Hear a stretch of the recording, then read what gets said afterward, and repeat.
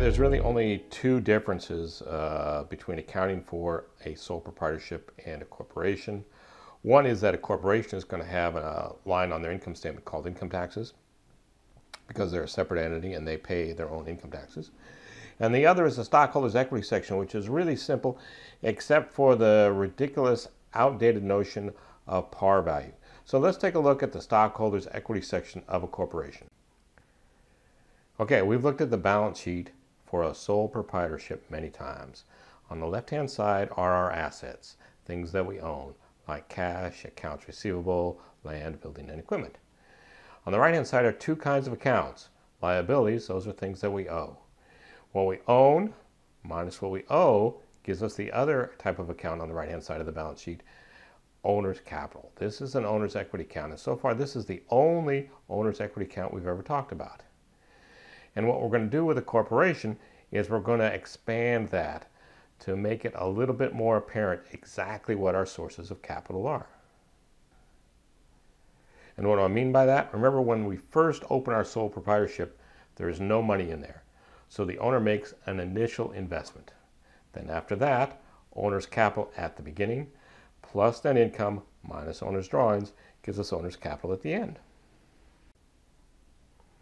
With a corporation, we're still going to have our assets on the left-hand side, we're still going to have our liabilities on the right-hand side, and we're still going to have our owner's equity accounts on the right-hand side. We're going to call them shareholders equity because the people that own the corporation are the shareholders. And instead of just having one category, we're going to break it down by subcategories. We're going to stick the par value of stock, don't worry that you don't understand that right now, into one account. The paid-in capital in excess of par, or sometimes this is called additional paid-in capital, often abbreviated APIC, that's going to be another category. Retained earnings is going to be a third category. Retained earnings at the beginning plus net income minus dividends gives us retained earnings at the end. That should sound familiar to you. Retained earnings at the beginning plus net income minus dividends gives us retained earnings at the end. And then treasury stock is when we buy back our shares from somebody else. So maybe we think our stock is trading at too low a price. Maybe we need to buy back shares to give to our officers for stock option programs. This account is going to have a debit balance. All these other accounts should have credit balances. Now it might get a little bit more complicated. We might sell preferred stock. In accounting class, we talk about preferred stock all the time, but it really isn't that common out there. Preferred stock looks like a bond. It has an interest rate attached to it.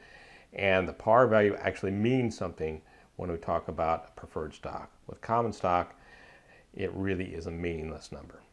All right, so let's talk about the journal entries for a corporation compared to the journal entries for a sole proprietorship. So remember, in a sole proprietorship, we've done this journal entry a bazillion times. The owner invests $1 million cash, debit cash, credit owner's capital, and then a little memo down here. Well, there's almost exactly the same entry when we sell stock to our stockholders. First, let's pretend we're in a state that doesn't require a par value for stock. We'll talk about par value in a second. So we sell 100,000 shares of stock for $10 a share. 100,000 shares times $10 a share is $1 million. So we debit cash for $1 million, but instead of crediting owner's capital, we credit common stock for $1 million.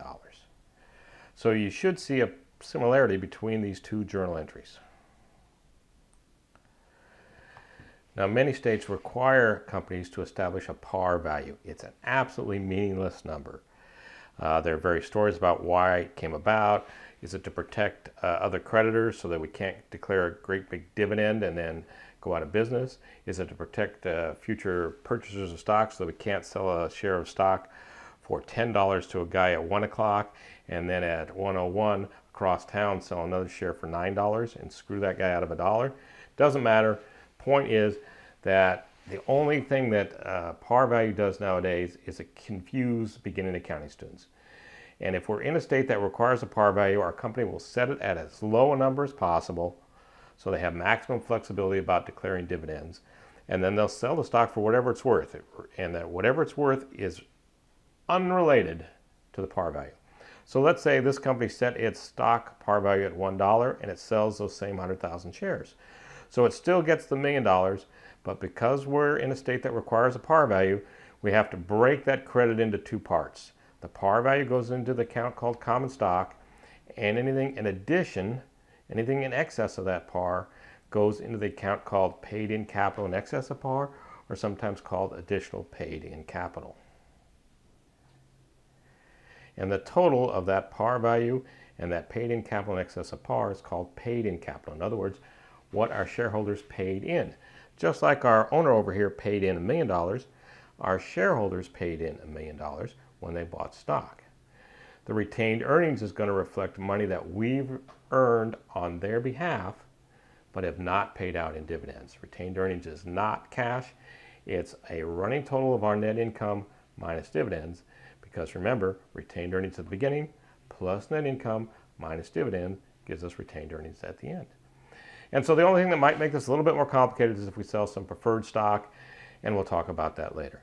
So the two differences between sole proprietorship and a corporation are: a corporation pays taxes on its income statement, and on the balance sheet, owner's capital account is all we have in the owner's equity section for sole proprietorship, whereas we have some subcategories over here on a corporation, so people can see how much money got paid in by the shareholders and how much got earned by the corporation. Hope that helps.